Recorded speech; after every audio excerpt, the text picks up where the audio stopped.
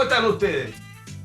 Esta entrevista a fondo, alguien podría hacerse un déjà vu, estuvo ahí hace tiempo, claro, pero estuvo antes y ahora al final, por supuesto, tiene que estar en su casa, conversando con usted y conmigo. Agustín Esquella, ex convencional constituyente, ex rector.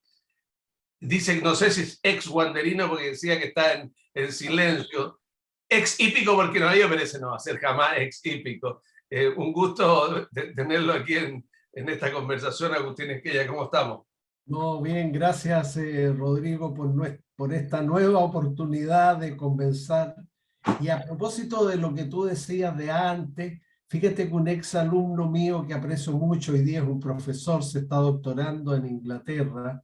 Cuando yo postulé a la convención me dijo, profesor, lo va a pasar mal antes, durante y después. Antes en la campaña, durante la convención y después, imagínate los meses que me esperan. Bueno, pero un agrado estar nuevamente con usted en Quinta Visión o con ustedes. A ver, pero partamos por este principio. Y yo soy uno de los que realmente tenía vergüenza ajena y sufrí por ver cómo trataban a Agustín Esquella en la convención. Me pareció un despropósito todo lo que pasó con Agustín Esquella convencional. Me pareció un despropósito no verlo como presidente, me pareció un despropósito además saber por otros convencionales que Agustín Esquella no lo ha contado, pero sí fue maltratado por algunos internamente, incluso de estos convencionales populares, territoriales, etc. Fue muy fuerte el choque. Mira, Rodrigo, de verdad, y no es que yo le baje el perfil, no fue para tanto. No fui maltratado en realidad. Un par de ocasiones, mira, no fueron más. 2 ocasiones, un par de convencionales se expresaron delante mío profiriendo lo que podríamos llamar epítetos. No fue más que eso. Lo que pasa, Rodrigo, es otra cosa, creo yo, que... Pare, Agustín, pero eso me recuerda, no sé si le tocó a usted cuando uno venía al padre, usted venía al Macay con un ojo en tinta o con una rodilla machucada. Y dice, no, mamá, si no fue para tanto. Pero el golpe existía. Pero te lo digo francamente, y tú ves que tengo mis ojos donde corresponde, la cabeza entre los hombros, las 4 extremidades en su lugar. Mira, lo que pasa, Rodrigo, es que erróneamente se creyó que yo iba a tener en la convención una influencia mayor que la que tuve. Que bien vistas las cosas no era posible tenerla. Primero por la variable generacional. ¿Cómo una persona de 78 años va a tener una influencia importante en un colectivo en que la edad promedio eran o siguen siendo 45 años? Un minutito. Bueno, ya saque la nota. Tuve una interrupción. Quiere otra hoja. Ella tiene una hija que va a ser escritora, pintora, una nieta. Ojalá fuera hija mía esta belleza. Chao. Esta es la gracia del Zoom. Oye, y la segunda razón para tener una poca influencia son las muy raras y solitarias ideas políticas que yo tengo. Tú lo conoces, lo hemos conversado otras veces antes. Yo me defino como un liberal de izquierda. Es muy raro eso en Chile, pero eso es lo que soy. Es como un masón católico o un agnóstico creyente. No, hay muchos liberales de izquierda, incluso en la historia del liberalismo. Lo que pasa es que en Chile a veces identificamos liberalismo con la versión nefasta del mismo, que es el neoliberalismo. Pero en el hecho, Rodrigo, cuando yo digo liberal, la izquierda frunce el entrecejo. Y cuando yo digo que soy liberal de izquierda, la que frunce el entrecejo es la derecha. Entonces, mira, me sentí igual, Rodrigo, este año que cuando la Unidad Popular, porque sigo pensando lo mismo que entonces. ¿Qué tenía que hacer yo en 1973 entre una derecha dura, golpista, y una izquierda ensoberbecida con el gobierno de Allende? Me sentí muy solo ese tiempo. Y he vuelto a sentirme solo este año, pero en un contexto claramente, por fortuna, mucho más distinto, porque no se puede comparar el Chile que estamos viviendo hoy con todos sus problemas, ciertamente, y sus conflictos, con el Chile de 1973 que nos condujo a lo que nos condujo. Entonces, Rodrigo, de verdad, maltratado propiamente no fui. En un par de ocasiones me dijeron cosas pesadas, digamos, pero nada que me ofendiera mucho. Alguna vez un convencional Rodrigo me dijo que yo era apocalíptico porque estaba siendo autocrítico de la convención. Y después añadió que me estaba utilizando la derecha. La derecha me estaba utilizando porque me habían hecho una entrevista en el diario La Segunda y el editor había puesto mi fotografía en la primera página. Entonces eso le bastaba a ese desubicado compañero constituyente que yo apareciera en ese diario con entrevista y portada para decirme que yo le estaba haciendo el juego a la derecha. Mira, este malentendido, llamémoslo así elegantemente, lo he sufrido toda la vida. Yo he estado y seguiré estando solo con ideas políticas muy peculiares, lo reconozco. Ahora, yo la verdad es que cuando ya esto ha terminado, miro con un signo de interrogación el qué haría yo en un lugar como el de Agustín Esquella después de esta convención. Porque hay algunos que están, palabras suyas, pastoreando a sus electores y tratando de llevarlos a lo que el convencional piensa, cree o va a definir el día 4 de septiembre. Pero lo cual significa que le he leído las entrevistas que ha dado en diferentes lados, incluyendo, digamos, la que sale en el día de hoy en el Mercurio, que dice, hora de descansar, no me hablen de la Constitución. Perdóneme, decir, me salí del libreto, perdone Carlos Vergara, pero aquí vamos a hablar de la Constitución. Entonces, la primera pregunta que yo me hago es, cuando usted se retrotrae a la Unidad Popular, ¿cómo? No entiendo lo que usted me dice, porque en parte de su escrito, de su articulado, usted plantea que Chile es un país dividido, que Chile es un país lleno de desigualdades, que Chile es un país lleno de confrontaciones. Y estas confrontaciones ahora se están enfrentando igual que el 73. Bueno, no igual, Rodrigo. Estamos no, ojalá que no lleguemos a eso. Ojalá que no lleguemos a eso. Es que no vamos a llegar, Rodrigo, porque yo estoy seguro que todos, en todo el espectro político, aprendemos la lección de que en Chile lo que debemos confrontar, así sea con pasión, son ideas y no mostrarnos los puños y ni siquiera mostrarnos los dientes. Pero lo que te quería señalar es precisamente lo que tú insinúas. Cuando este país se polariza, y estaba polarizado mucho antes de la convención y de la propuesta constitucional, no me vengan a decir ahora que esta constitución o propuesta divide al país. Este país viene dividido hace bastantes años, ¿cierto? Y los responsables no es la convención ni la propuesta constitucional. Pero mira, desdramatizo yo también esa división, Rodrigo, porque una sociedad... Pare, pero claro, si los responsables son, si los responsables, que no lo dice, pero ustedes los responsables son, en el fondo, los partidos políticos, ¿quiénes son responsables primero? En parte, la dirigencia política del país y las élites satisfechas y autocomplacientes que hemos tenido por décadas, que llegaron a decir que vivíamos en un paraíso en América Latina. ¿Qué paraíso? Mira, a lo que voy es que una sociedad abierta y democrática inevitablemente es una suerte de avispero de dispares y contrapuestas creencias, ideas, maneras de pensar, modos de vivir, e interpretaciones del pasado, expectativas del futuro, sentimientos, intereses también, que son muy importantes.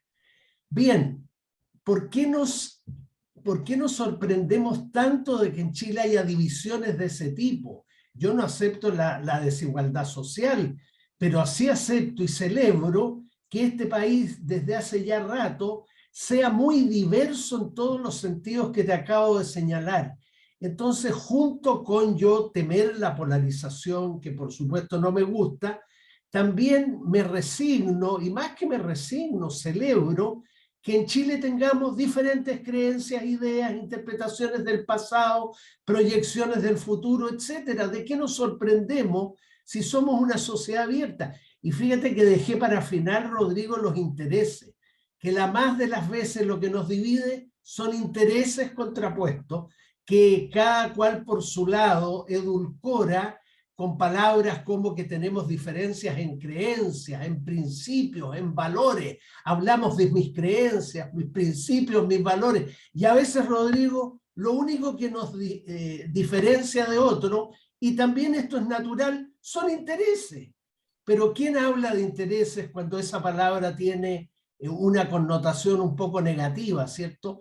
Pero en fin, en eso estamos, y lo que yo estoy seguro, Rodrigo, es de que Chile ya eligió hace un par de años la vía institucional nuevamente, no la vía insurreccional, las vías pacíficas, no las vías violentas, y cualquiera sea el resultado de septiembre, apruebo o rechazo, lo cierto es que este país, estoy seguro, lo apuesto, no va a abandonar la vía institucional.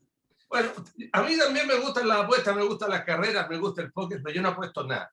Porque la vida nos enseña a los hombres mayores de que lo que hoy día es, mañana puede no serlo. Sí, claro. Lo que hoy día está, mañana puede no estarlo. Inclusive nosotros mismos podemos terminar esta entrevista y mañana, goodbye. Digamos, de arriba o abajo, pero goodbye. Entonces, a lo que yo me quiero, digamos, referir en esto es que ¿de dónde uno puede pensar de que hay va a haber un estado de paz después del 4 de septiembre?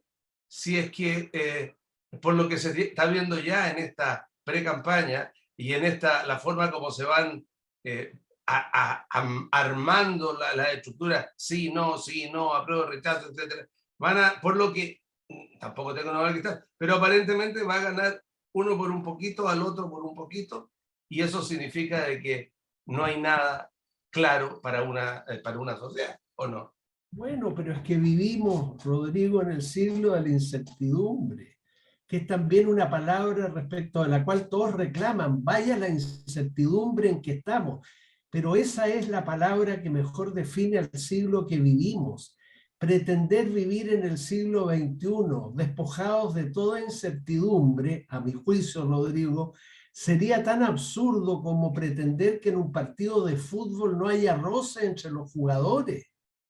Si alguien quiere jugar al fútbol y no le gustan los roces, pues no puede jugar al fútbol. Perdóname que haga esta comparación futbolística. Y yo pienso que por poco... ¿Eso en el fútbol de primera o en el de segunda? Bueno, tú sabes, no me abras las heridas, Rodrigo. No, porque... si tengo amigos banderinos que los respeto mucho. Es por hacer una chirigota. No, está muy bien. Yo sufro mucho con la situación de Wanderer, pero hace mucho tiempo. Pero retomo nuestra conversación en el ámbito político. Yo creo que por poco que gane el rechazo, por poco que gane el apruebo, el país va a seguir discurriendo con una división, por supuesto, pero que no debemos dramatizar, porque si ganara el apruebo, ¿qué es lo que nos esperan? Unos 10 años más o menos, calculo yo, para implementar la propuesta constitucional que sería aprobada el 4 de septiembre, con reglas democráticas, o sea, implementar esa constitución a través de reglas democráticas que no han sido abandonadas por el país en esta ocasión, ni espero lo sean nunca en el futuro. Y se gana el rechazo. Yo creo que los que voten rechazo, muchos de ellos, no digo todos, están sinceramente comprometidos con el cambio constitucional igual. Lo que están rechazando no es tener una nueva constitución. La mayoría, yo creo, estaría rechazando esta propuesta constitucional.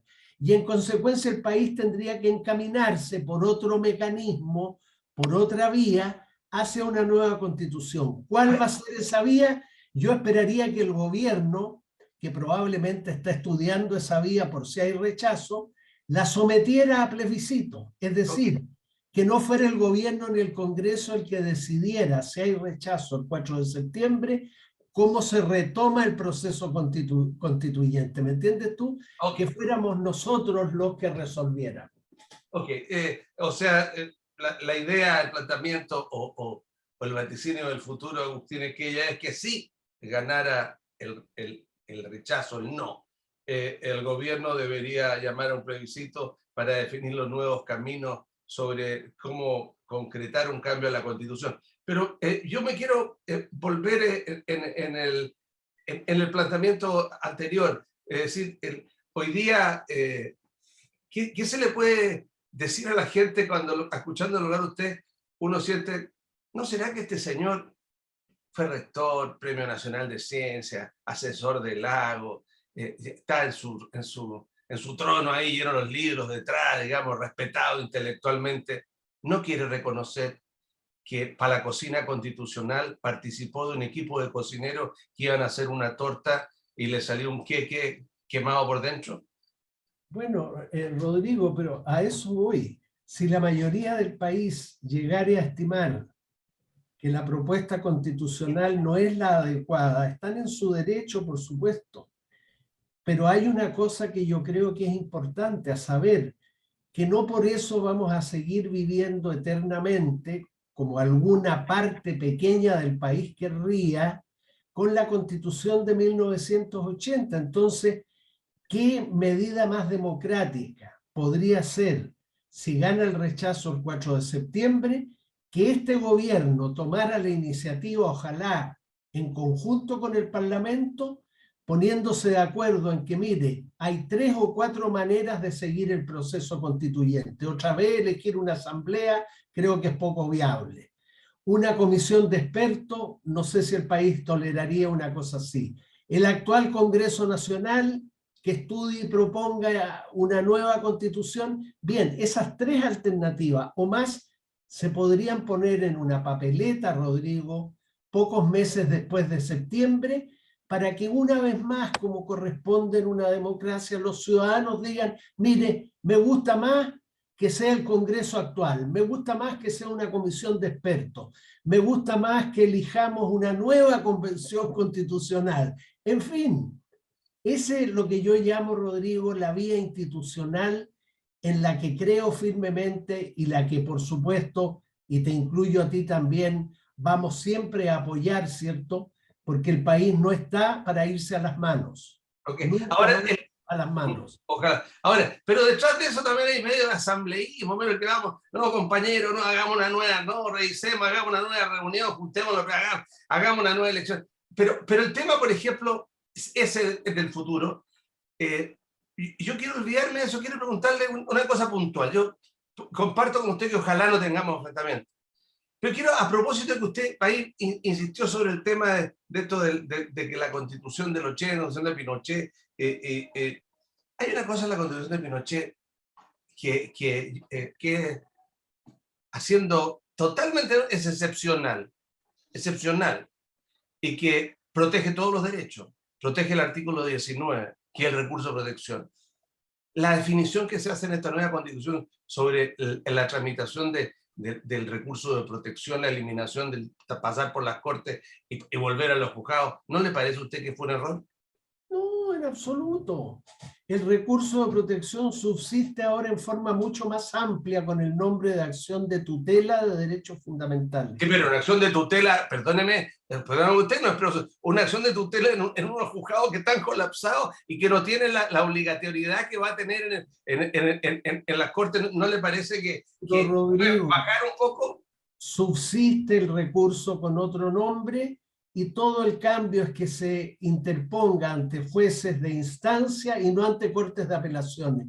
Lo grave hubiera sido que desapareciera el recurso o que tú no tuvieras un tribunal imparcial independiente que lo resolviera. Entonces, claro que hay cambios en la Constitución, pero no supresiones que digan relación grave, ni siquiera poco grave, creo yo, con el régimen democrático y con los derechos fundamentales. Los derechos sociales en la Constitución del 80 brillaban por su ausencia. Y ahora no van a brillar por su ausencia, sino por su presencia, con todas las dificultades prácticas, Rodrigo, que nos va a tomar realizarlo. Entonces, si uno piensa en régimen democrático, que vamos a seguir teniendo democracia representativa, eligiendo alcaldes, diputados, presidente de la República, pero se van a incorporar modalidades de democracia directa a través de plebiscitos, referéndum, vamos a tener, creo yo, una mejor democracia. Y en el capítulo de derechos fundamentales, más y mejor protegidos derechos. En fin, yo no quiero hacer una defensa acrítica, que sería torpe de mi parte, porque desde luego el texto constitucional que se va a proponer al país, el 4, tiene defectos, pero también tiene innovaciones, y ya sabemos que en Chile somos poco dados a cambiar las cosas. Desarrollamos temor a las palabras, ¿no? Entonces, usted con eso me está dando la razón al interrogante. O sea, el queque se lo tiene que comer aunque esté quemado. No es posible. La forma de modificación, la forma de... Chile ya nos costó bastante entrar en un proceso como este. Y si hubiera fracasado... ¿Cómo salimos de esto? ¿Cómo salimos de esto? Como diría la mamá de Ricardo Lago, ¿en qué te metiste? De otra manera, tendríamos que salir de otra manera. ¿Por qué desechar? Si yo te he mencionado 3 otras maneras de salir, mejor dicho, de avanzar. La conversación con Agustín Esquella se hace muy entretenida, pero una cosa final que no logro entender.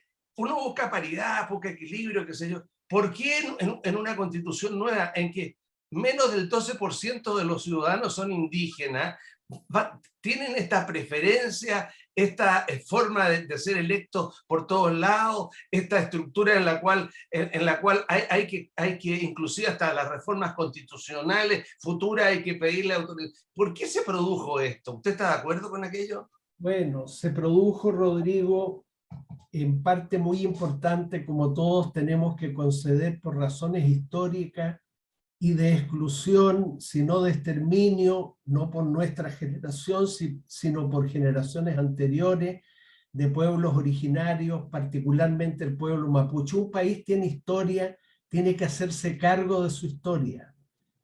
Así no la hayamos protagonizado nosotros y nuestros antepasados más remotos. En consecuencia, no es raro lo que está ocurriendo. Sí, la plurinacionalidad puede traer muchos problemas, pero va a ser regulada también por vía legislativa. ¿Y por qué no creer que vamos a ser sensatos al momento de aplicar ese principio? Okay. Pero lo que yo veo, Rodrigo, es que hay poco interés por entender qué diablo se quiere decir con plurinacionalidad, porque no nos enteramos. Ninguno de nosotros, y me incluyo yo el primero, era versado en el tema de los pueblos originarios chilenos. Había leído muy poco. Y en consecuencia, tal vez de eso provenga que una palabra como plurinacionalidad nos intimide, nos inquiete, nos asuste, pero hagamos un esfuerzo por entender qué hay detrás. Ok. O nos moleste, digamos, es la última falta que nos inquiete o nos moleste, porque esas son las cosas finales. Bueno, mira, hoy día molestan los pueblos originarios, por largas décadas han molestado a los pobres, los migrantes nos molestan, siempre nos molestan aquellos que son diferentes de nosotros. ¿Sí o no? El tiempo se fue, claro, yo creo que lo que más nos molesta hoy día es el nivel de violencia, violencia que hemos importado, lo que más nos duele es el nivel de una paz social que está muy compleja y de un manejo de un Estado que lleva años en que ya, porque no le quiero echar la culpa al gobierno Boric, que esto no solucione el tema de lo que está pasando, pero ojalá que eso se solucione a futuro, ojalá. Ahí tienes un punto, Rodrigo. Uno de los errores de la Constitución es haber eliminado de la propuesta el estado de excepción que hoy día se está aplicando en la Araucanía. Yo voté contra eso, porque no puede haber estado de excepción solo en caso de guerra externa, guerra interna o calamidades como terremotos. Tiene que haber un estado de excepción como el actual para casos de conmoción pública de la seguridad, sobre todo en un país donde ya la delincuencia no es de los lanzas, sino de bandas criminales apoyadas por el narcotráfico. Ahí tienes tú objetivamente una omisión grave de parte de la Constitución que espero que se corrija mañana, puesto que se apruebe. O que se corrija después si es que se rechace, pero que se corrija, que se corrija. Un gusto tenerlo aquí, Agustín Esquella, espero verlo caminando, leyendo un libro en un café y nos conversaremos conmigo o cualquiera de sus conocidos, alumnos o lectores a futuro. Sí. Un gusto tenerlo aquí. Un gusto. Lo único que quiero es volver a mi región. Porque ahora estoy incluso hoy en Santiago. Gracias. Bueno, gracias Agustín Esquella. Y bueno, y usted, hemos conversado claramente sobre lo que ha sido esta convención y sobre la postura, sin entrar en la cosa de decir voto apruebo, voto, sino que conversando como se debe conversar con una persona como Agustín Esquella. Que estén ustedes muy bien.